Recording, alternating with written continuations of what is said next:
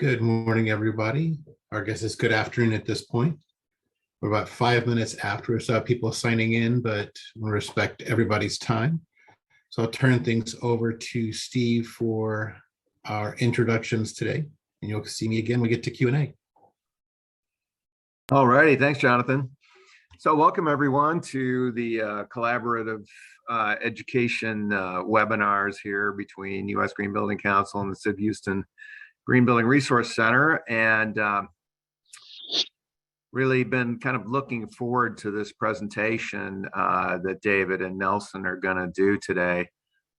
This Best Practices app, I've kind of been able to watch this sort of being developed and also kind of dealing with presentations for it, kind of acknowledging that there's a variety of factors that go into the design of buildings, and this is kind of gives a way of predicting better performance during the design process. And I'm really pretty keen on this. So I think without much further ado, I'm going to just turn it over to David and Nelson, and they can kind of keep us, can update us on what they've been up to lately.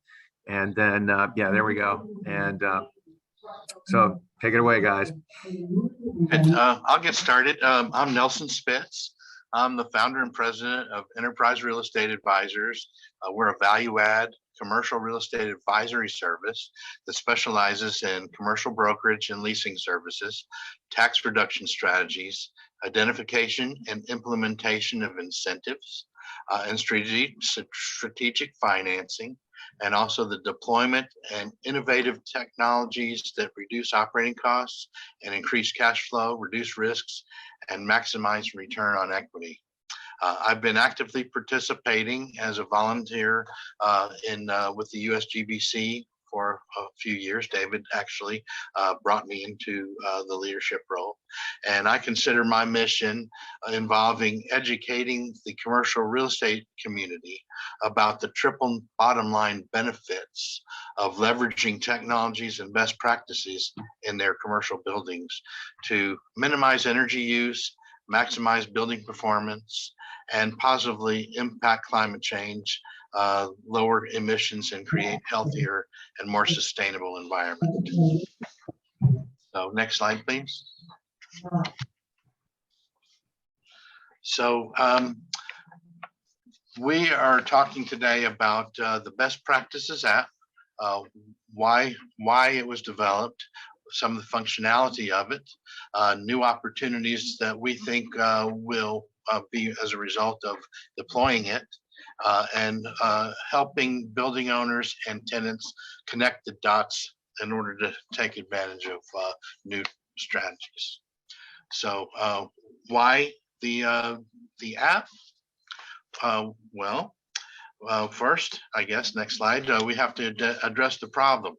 The problem, as I see it, is that, and it's a known fact that the real estate community, the real estate industry, is the largest emitter of carbon dioxide. And there are a growing number of companies that are starting to focus on reducing carbon and but less than 15% of all new construction incorporates any sustainable proven best practices or higher standards of care. So next slide. There's been a very low transparency to the occupants and of the building community up until very recently. And so inhabitants are burdened with buildings and communities that are less safe, less healthy, less efficient, and less prosperous than they could be. So next slide. The cause of the problem is we as an industry, people that are building and creating buildings are involved. There's a lot of passionate people involved in the industry that want to create better performing properties, but there's a pervasive minimum code lowest first cost mentality, preventing the design, construction, and operations of safer, healthier, and more efficient and more prosperous places to live, work, and play. Next slide.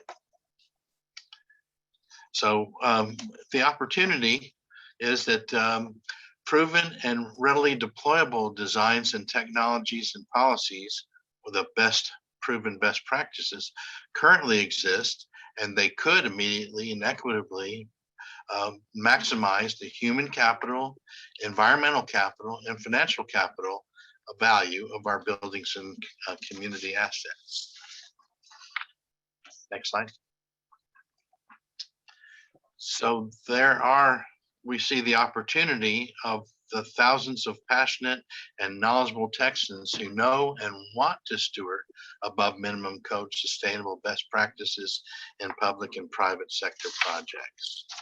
So we see, the next slide, please, the solution, and that is the app that David's basically creating, delivers the creators, inhabitants, and investors the business case awareness and substantiation they need to get the people who write the checks to immediately deploy the proven designs, technologies, and policies we call proven best practices.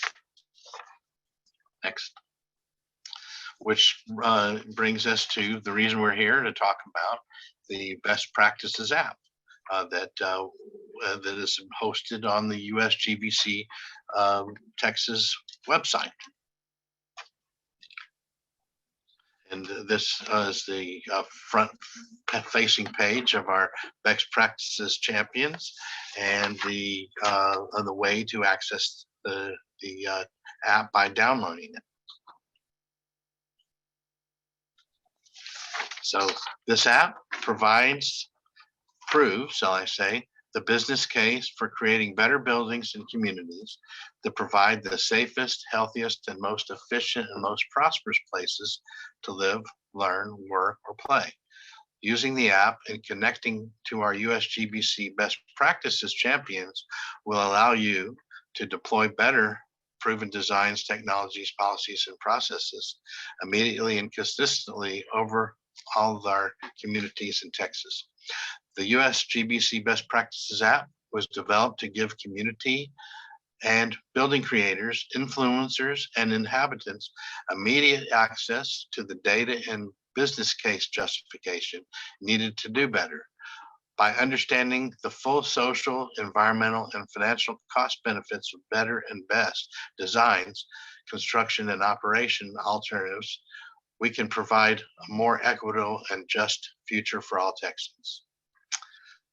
So we also have a YouTube channel that you can click on. Thank you, Nelson. I'm David McLean. I am chair of the USGBC Texas Best Practices Committee. I'm also the founder and president of McMax CX. We are a full-service sustainable best practices facilitation and performance outcome assurance auditing firm. And I'm going to walk through the next 3 steps. So app functionality. So when I was building this app, it was important that we address the fact, as Nelson pointed out earlier, that the community and building inhabitants are unaware of the personal and business costs that they must carry because creators have been unable to consistently overcome lowest first cost, minimum code, short-term mentality obstacles. And so the app grants all stakeholders, doesn't matter which category you're in, equal access to unfiltered transparency and accountability impacts of our built environment ecosystem decisions. This is the landing page. A little bit more about the app. Right now, the app is only available in Android format. We've launched a GoFundMe campaign to move it over to iOS and Windows and add some additional functionality. Nelson did point out that you can go to our USGBC Texas webpage, and there are YouTube videos on how the app works if you don't have an Android device. Within the landing page, there's a space where we can run ads for the sponsors. And this is where you enter the app to begin comparing best practices. So there's two building types that are modeled within the app. These are static models. One's a middle school, one's an office building, both located in Houston, Texas, both constructed to minimum code requirements. We're going to focus on the office building today. The office building, like I said, it's in Houston, Texas. It's 350,000 square feet. There's 1,500 employees with an average benefit package of $109,000. And this analysis has been done over the 50-year lifespan of the building, with all benefits brought back to current net present value. So as soon as you click one of the best practices, in this case, benchmarking, you'll notice that a check mark will come up and the better information will be highlighted. In this case, the better benchmarking is a 10% energy efficiency advantage over the lowest first cost minimum code 0 baseline, 15% water increase. It's using MERV 8 versus MERV 6, and there's a $50,000 CapEx. Down below, the graph shows the triple bottom line cost benefit net present value. All of this talks in dollar amounts, so there's no checklist or credit categories here. It's always going to be talking about dollars. And down here, 0 is the minimum code lowest first cost model.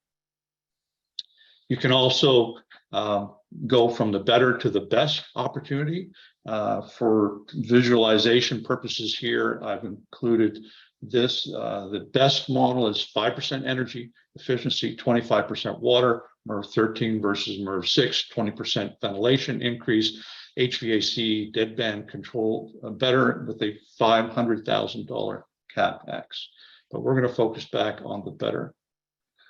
So looking at the better and the graph below, the app allows you to move your device, in this case only Android right now, like I mentioned, into landscape mode, and you'll get a full overview of the social, environmental, financial, and then the total. So moving from the left to the right, social, environmental, financial, and the total to the right. The financial here, which is $1.8 million over the 50-year lifespan, all comes from direct energy savings off your meter. This is what most people are, oops, I went the wrong way, are most familiar with. That works out to a little over $37,000 a year in straight financial meter savings that may or may not be passed through to the tenant. Either way, that number is, like I said, something that people are regularly familiar with. Given that it was a $50,000 CapEx, this project would pay back in less than 2 years. But because we have made this building, or this building with this best practice more energy efficient, we actually have created a value to the community, and that's to the tune of $630,000 over the 50-year life of this analysis. That money is made up of operational carbon that's not put into the community, as well as other air pollutants.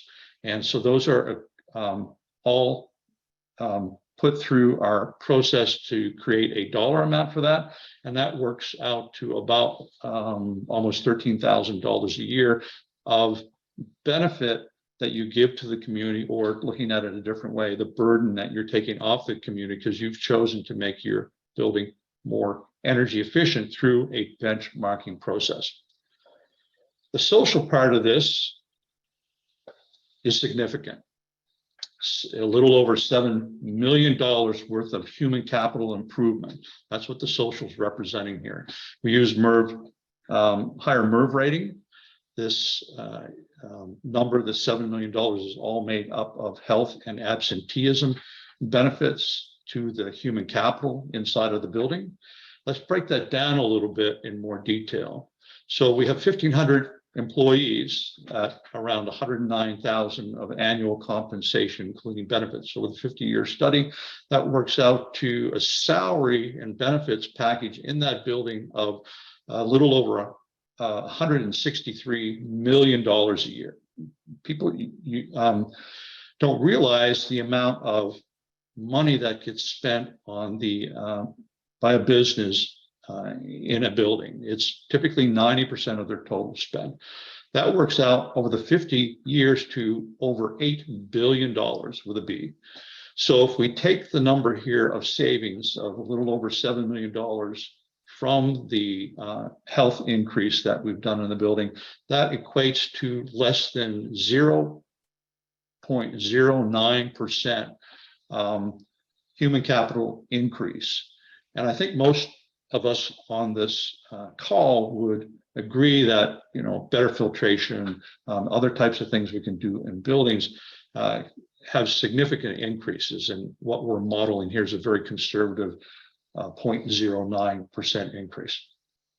So what can we do with this information? So, well, there's been some significant shifts in what's happening.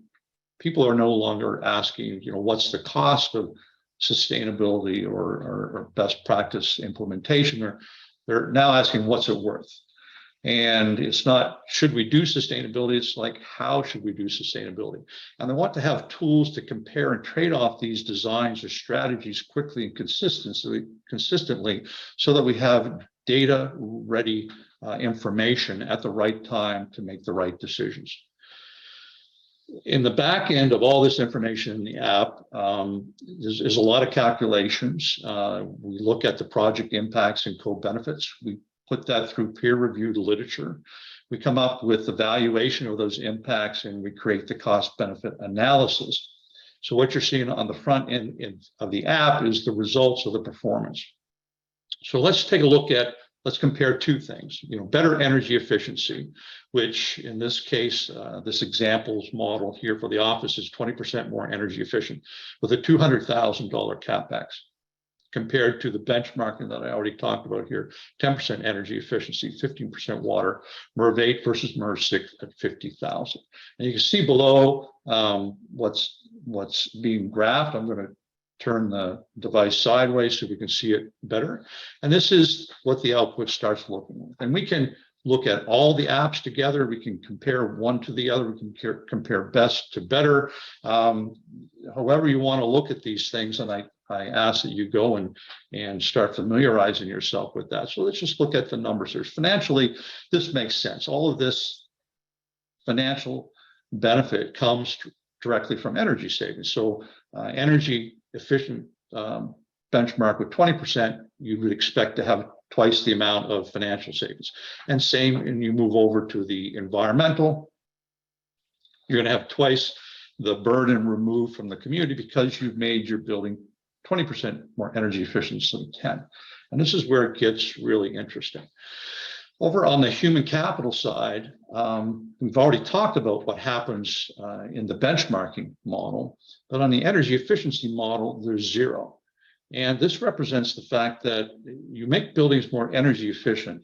You may be removing burdens from the community, but to the business inside of the building, apart from any straight financial pass-through that the building owner may want to give to you, there is no benefit of that.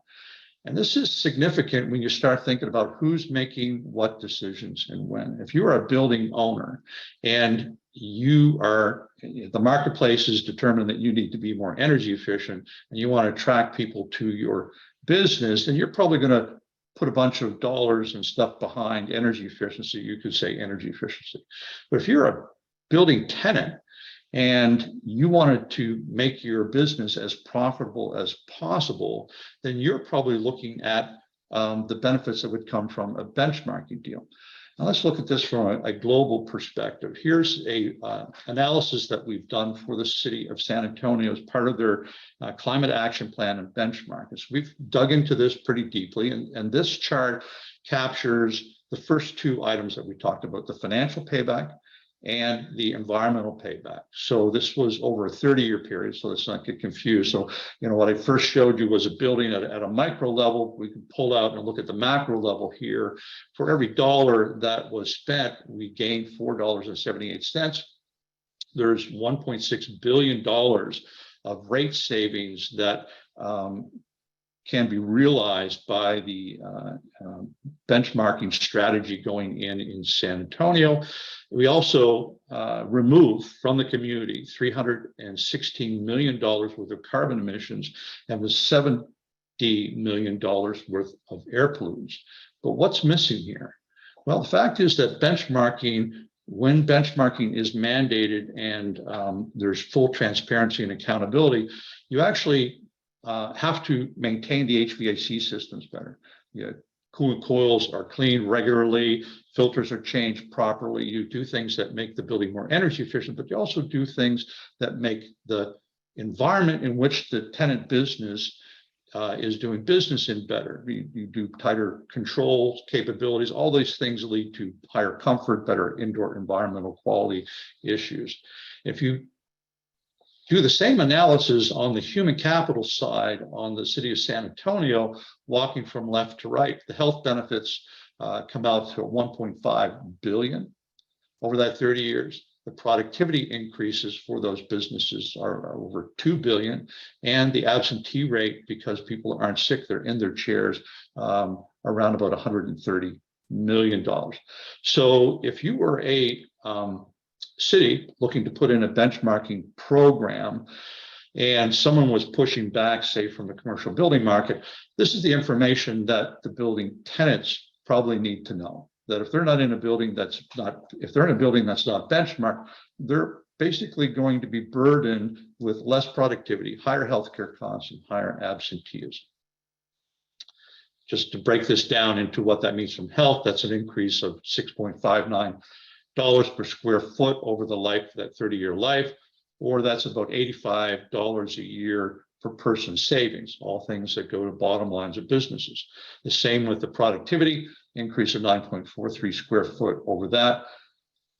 But that's a 0.3% increase in productivity. Again, going back to just the order of magnitude that we're looking at here when we're trying to implement policies or designs or technologies. So let's connect the dots. So this is again just a blown up face of the app. Up in the left-hand corner, you have a pull-down menu. Click that, you have 4 options: home, best practices, committee, and vote. Home takes you back to where we just came from. The best practices is just that. So it lists out each of the best practices that are currently in the app. Currently we have 7, we've got 15 more that will load over the course of the rest of the year. And let's pick daylighting, for example. If you go into daylight, it tells you the CapEx for each of those models and what percentage better it is. You also have a companion presentation that we're making with our best practice champions so that you can go in more detail and see exactly what daylighting is. Our best practice champions have significant knowledge and capability to get that information across. And I also go into more detail into the back-end data that's in there. The about just takes us to all of the input data that's in the app. So the best practice app identifies our USGBC best practice champions and directly connects them to our professionals and educators, the inhabitants, planners, et cetera. So one of the great things about the best practices app and reason that I created it to support the best practices committee within USGBC Texas is, as Nelson pointed out, we have thousands of Texans that know how and want to do better. They want to deploy these proven best practices every day. So they are what we call best practice champions. And in agreeing to be best practice champions, they agree to give of their time and talent to other members of USGBC Texas for free. This could include, meeting over breakfast to talk how they can consistently get recycling in their buildings, or reduce services for other different things. But the intent is to have an immediate relationship to someone that knows how to do this so that you can actually start emulating their superpowers. We also require that best practice champions commit to providing that same service to Texas independent school systems and to those community-facing nonprofits that are trying to solve, in most cases, the problems that we as creators of the buildings and communities have put on them because we were inconsistent or unable to deploy the proven best practices that create more positive social, environmental, financial impact on our communities. So to get to them, you click on the committee tab. There's a list of them. I'll highlight me so I don't embarrass anybody. You click on my information. It says who I am. It lists the best practice superpowers that I am prepared to share with, like I said, other members of USGBC Texas, also with Texas school systems and community-facing nonprofit organizations. And you click on the link below. It takes you back to our USGBC Texas webpage, where you can actually search all of our best practice champions by, which best practice they are, or, their volunteers, their names, etc. And I think that's about it. What I did want to say, I went through this pretty quickly. I wanted to save enough time for questions, but I think it's important that people understand that communicating about sustainability in the same way that we've always done it is going to get the same result. And that's that 15% penetration that Nelson talked about up front. I don't know how many architects and designers are on this call, but I don't know any that get out of bed every morning wanting to build, design a minimum code, lowest first cost project. And if we are only successful 15% of the time, that means that we are failing 85% of the time. So we have to change the conversation. Money is always going to be the problem. We will always come up with that, no matter how pretty our design pictures are and how articulate we are in talking about the benefit of this, until we can actually start talking about the money aspect up front and getting commitments and buy-in to what that impact's going to be on our community, what that impact's going to be on the inhabitants, be they business, tenants, school children, you and me. We will not be changing the outcome of what it is that we're doing. So the app is early days. We're still tweaking some of the things that we want to do. I'll talk. I mentioned briefly that we have a GoFundMe page.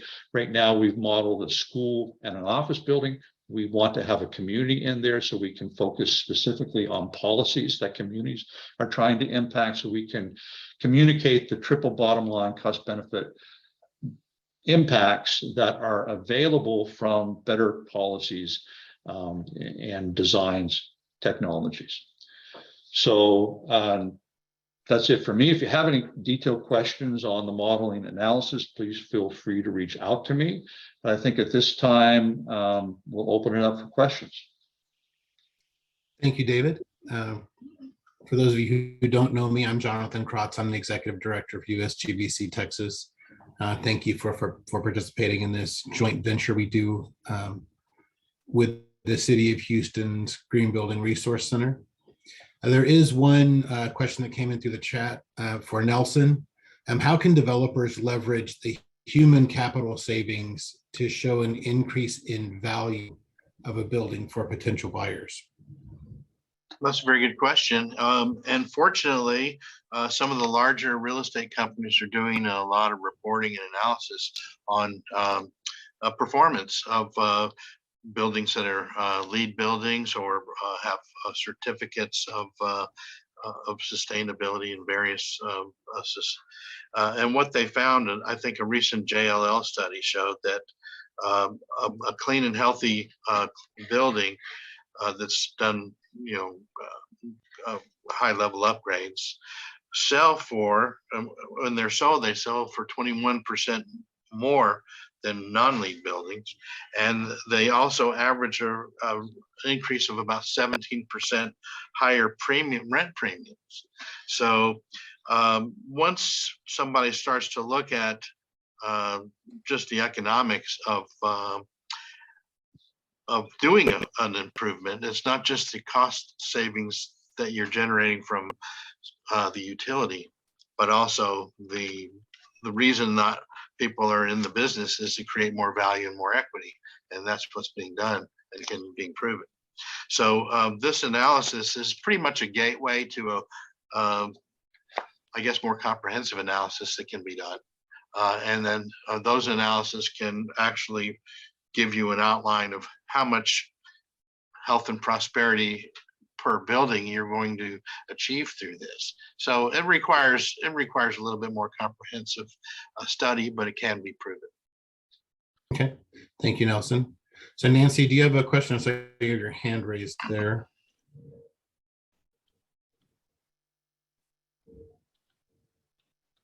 Guess not. Okay.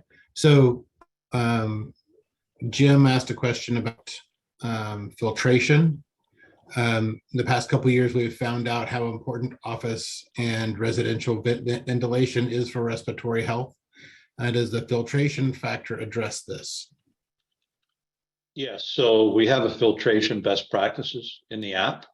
And so we can model the different levels of filtration. We can compare, I think, and don't quote me on this, but I think in the filtration example, we go from Thank you for calling DXU Energy. This is Maria. How can I help you? to MERV 8 and then to MERV 13 to show what the benefits are just from straight filtration. So that the app is set up that we break down each of the best practices by a by a best practice: filtration, energy efficiency, tighter controllability of the dead bands for HVAC, or more controllability by individuals of HVAC lightings. We're incorporating ESG policies, those types of things. So yes, it does. Okay. Michael Martin asked about how this would interface with the City of Dallas's climate action plan. Well, the city hasn't reached out to the USGBC Texas or to MCMAC-CX to help them with that.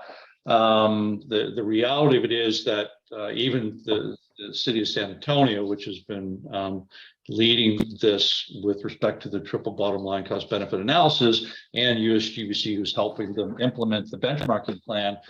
And here in Houston, we have the same pushback from the commercial building market that doesn't want to be told to do anything in particular. And so what we feel is, since this information is readily available through the app to not just the commercial building market or to the city trying to advocate for this, it's also available to the businesses. So if you're a business that's looking to move to a Texas town, and one that has benchmarking requirements and one that doesn't, you ought to think seriously about the benefit that you're going to get from a building that has benchmarking in it for your business's bottom line. That's the message that we're trying to give to cities so that they can have a more impactful conversation with the pushback from business, from the commercial building market that doesn't want to do it. And so looking at it another way, the commercial builders that don't want to put benchmarking in are potentially burdening their tenants with lower productivity, higher healthcare costs, and I don't think they want to do that, right? So this information becomes very powerful when it's transparent and available to everybody, and that's what we're trying to do here with the app. So David, I know you and I have had many conversations about parts of the app and what it's best used for. As far as a project team wanting to implement different best practices, how can they best utilize the app to make their case? Yeah, so I think first off, these are static models. They're not your project, right? So these are, we took an office building because it's most representative of a large swath of decision-making out there, and a large contributor to all of the ills that we're trying to solve in the built environment. Schools, we modeled, again, it's a static school here in Houston of a particular size with a number of students. And we wanted to, I'll be honest with you, touch on the emotional part of why we should be building better schools, and if you can show the money benefit of that, that's important. I think from a project team perspective, if they were building a school or an office building, it would be relatively easy to go into the app and see the order of magnitude. The reality is that a triple bottom line, a people, profit, planet, a social, environmental, financial, whatever you want to call it, is a 3D model of the impact of our decisions. Right now, we only are ever required to do a one-dimensional model. That's what's the straight financial payback. I mean, you can't get a straight financial payback.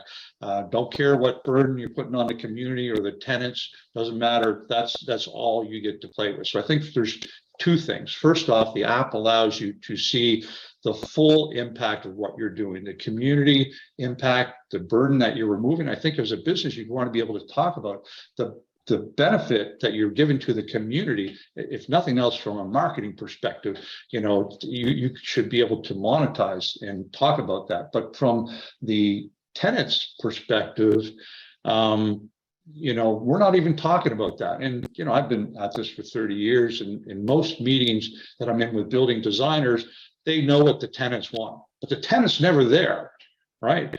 I don't know how many of you have ever had the tenants in the process, unless you were building the building for the tenant, right?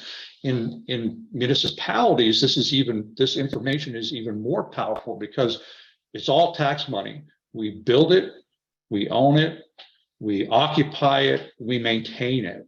So all of the things that we've identified here are especially important to municipalities and their portfolio of properties.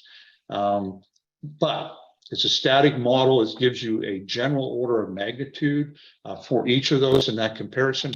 If you need a detailed analysis, that's where someone like me or someone else who does the fully customized full bottom line cost benefit analysis and provides the reports that are the due diligence for moving forward with that, that's what you do.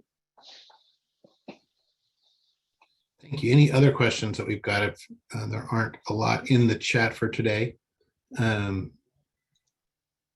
we're moving forward, David, I know we've got several of the, we're at 7 best practices currently. What are some of the ones that will be added in the near future? So in the near future, we're going to add ESG because it's become such a buzz term and misunderstood exactly what that is. The reality is that ESG will hit the commercial building market really hard here in the next 6 months. And if you are not able to quantify the benefit that your building gives, not just from a straight financial perspective, but how is it impacting the community? And more importantly, how is it creating a healthy environment for the people inside, and quantify that in dollar amounts, then you're actually going to be challenged. The broker community, of which Nelson is a part of, has started to become engaged. They haven't been engaged in the sustainability process up until now. But always follow the money. The money's important. If you can rate a building that has a higher ESG score and a broker's trying to sell that building, he's going to want to sell one that's got a higher ESG score. And so there's programs in place to help that will immediately start putting ratings on buildings, even without the building owner's permission, because we can do that with the data that's out there. And there's $3 trillion globally waiting to be thrown at buildings that can show that they have an ESG positive portfolio, because a lot of countries, and it's happening here in the US, have determined that they will only invest their retirement funds or everything else in those products that can show an ESG positive impact.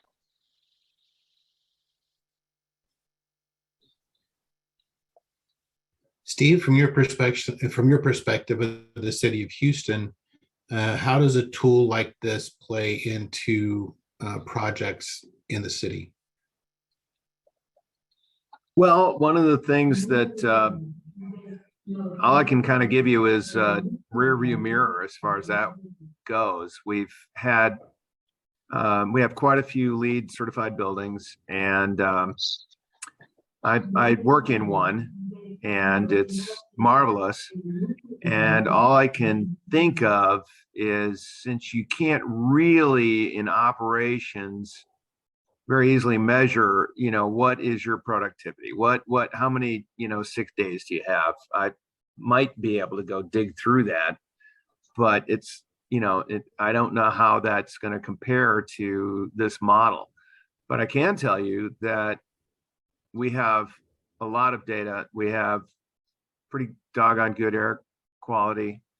It's a LEED Gold building for with a lot of things that actually even the credits that you're awarded don't exactly give you the magnitude of that particular benefit for everybody working here. But for the most part, people may have their sort of mental outlook to their particular job, but they, for the most part, enjoy walking through the doors and floating around in this building.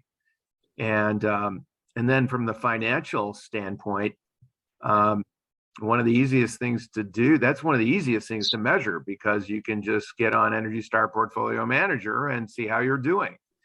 And we've had a wonderful exercise here, finding out in the rearview mirror again that when maintenance is abdicated, how much it actually costs you.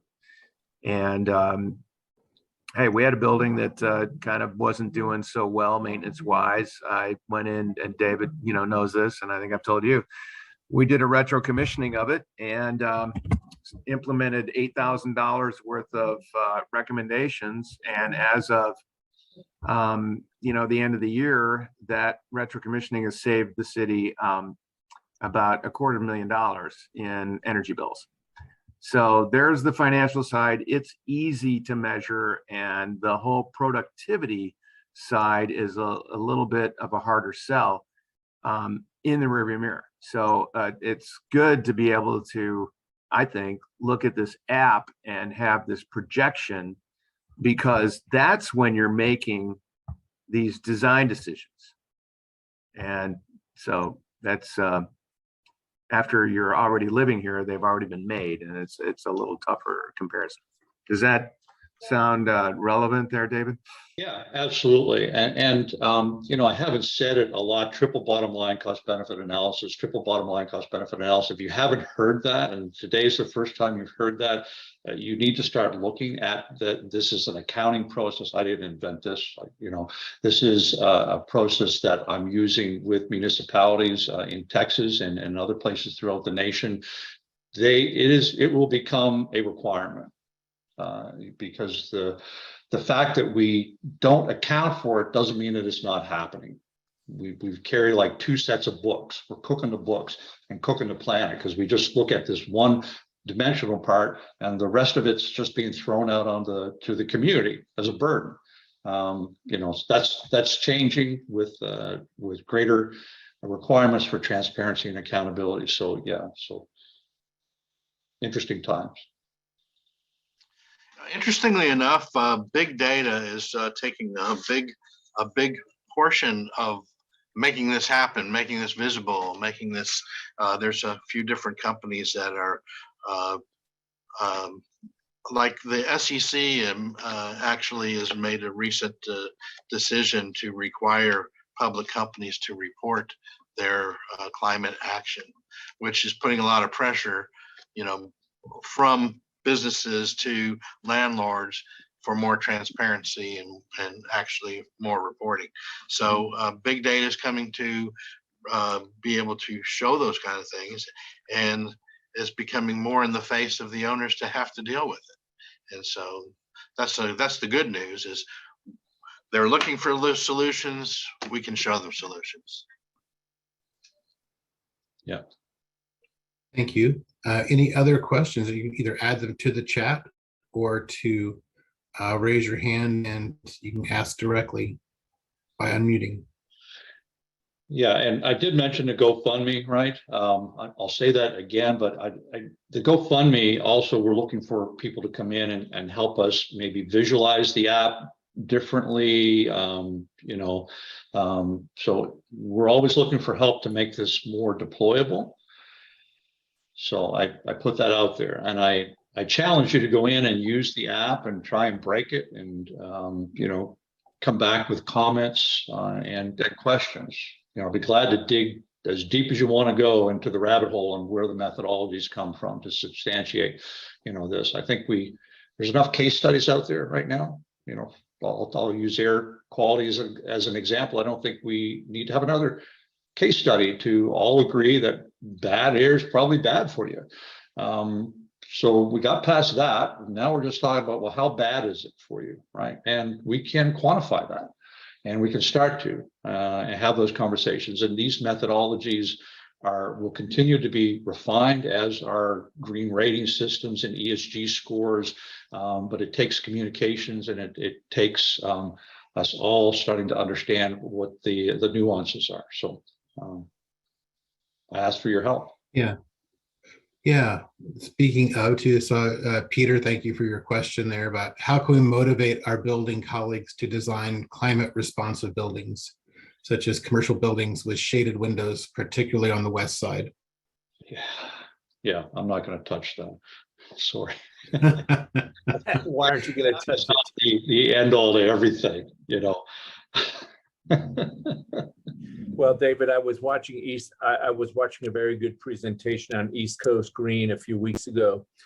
And it was very heartening to see some New York architects proposing high rises even that had brise-soleils or some shading devices on the west and south sides because of the tremendous solar load. Boy, oh boy, would it be nice to see if we could get that type of encouragement going on down here where the solar loads are even greater.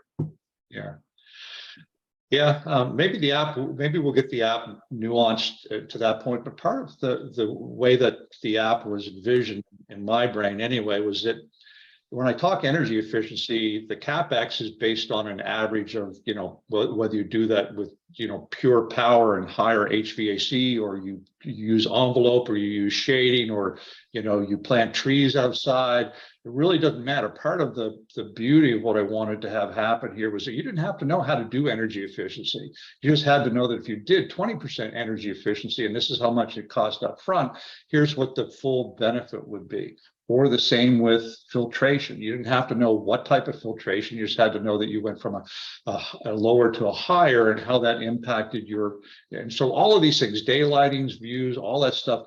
The challenge is that, getting the information into the hands of the people that it matters to, which is really, in my mind, the inhabitants who are left out of this conversation and have relied on the creators of our buildings and communities to be looking out for all of their best interests all the time. But the pervasive minimum code, lowest first cost, short-term mentality drives the marketplace to not do that for them. And so that's what we're trying to do here. It's a big ask.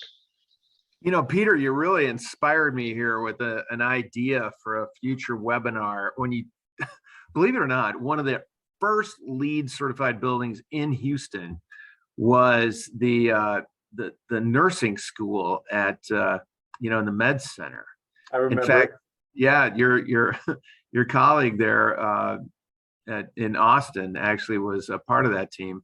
It'd be interesting to go back and do kind of a retrospective on that, and so I'm gonna look into that. That's a great, because they had different shading on all four sides, and so I think that might be an interesting thing. I wonder if they've been keeping it on Energy Star Portfolio Manager. I mean, I wonder what their story is. So thanks for mentioning that. It's a lot of these ideas, which and you're a good one for reminding everyone that a lot of these principles are not new. Can we just get some uptake here, people? Thank you very much. That kind of you had a fantastic point though, which is retrospective. We really do need to go back and see if how much of a difference we're making with regard to energy consumption, as well as other things.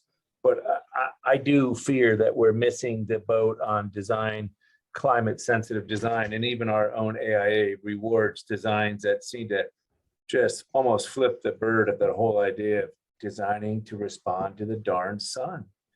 Look at the AIA Design Award winners and ask yourself how much they look like they're dealing with solar heat gain. Anyway, that's my stump. Absolutely. We got a couple AIA members on the call, so I don't Me think one on too, deaf me ears. too. Say that in Dallas now, when they have design awards, they're required to submit building metrics, including sustainability, energy efficiency numbers, and those are used as part of the criteria.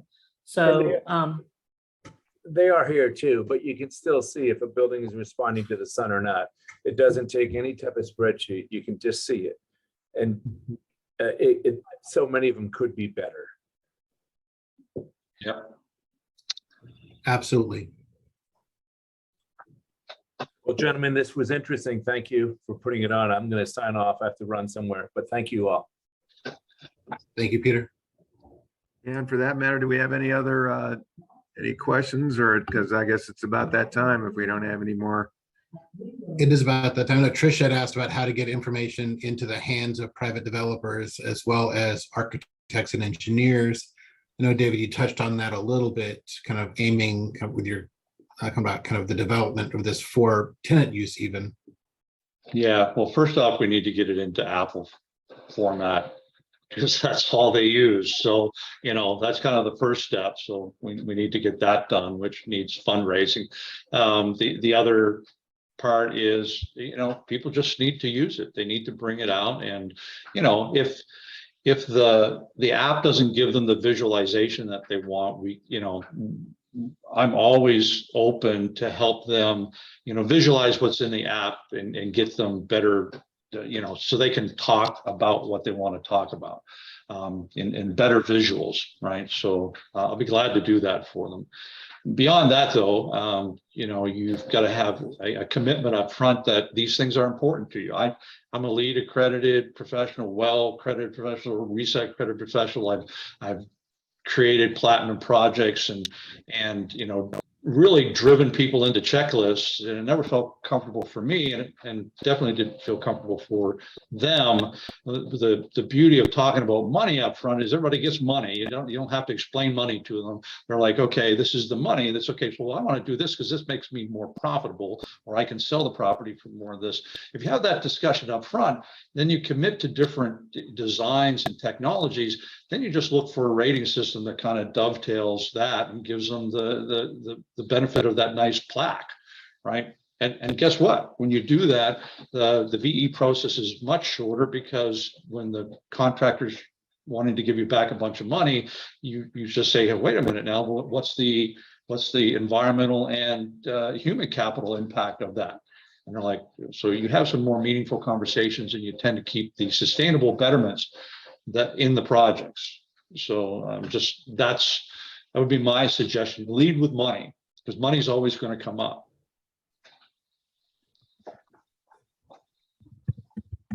That does seem to make the world go round, apparently. It is.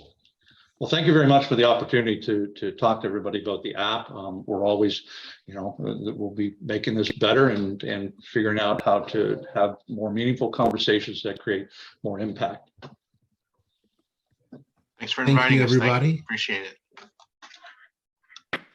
Look for more information on next month's presentation. I believe outdoor air quality is the overall topic. Also check the USGBC Texas calendar for upcoming webinars as well. There's one on retro commissioning and one on net zero energy policies citywide. Look forward to seeing you at these events in the future, and have a great day. Thank All right. you. Thanks, folks. Thank you.